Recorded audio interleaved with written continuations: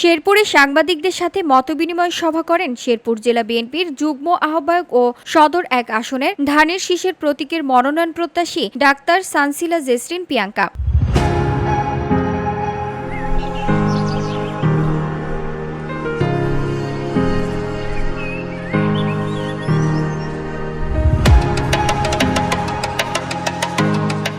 Doctor Sansila Jesrin পিয়াঙ্কার নিজ বাসায় জেলার বিভিন্ন মসজিদের ইমাম, মাদ্রাসার শিক্ষকবৃন্দদের সাথে মতবিনিময় সভা অনুষ্ঠিত হয়। মতবিনিময় সভায় আরও বক্তব্য রাখেন সদর উপজেলা বিএনপির আহ্বায়ক হযরত আলী। উপস্থিত ছিলেন আন্তর্জাতিক খ্যাতিসম্পন্ন বক্তা মুফতি জসিমউদ্দিন রহমানী, তেরাবাজার মাদ্রাসার মেহতামিম মাওলানা সিদ্দিক আহমেদ, খড়মপুর জামে মসজিদের সমন্বয়ক আলহাজ শফিউল আলম চান।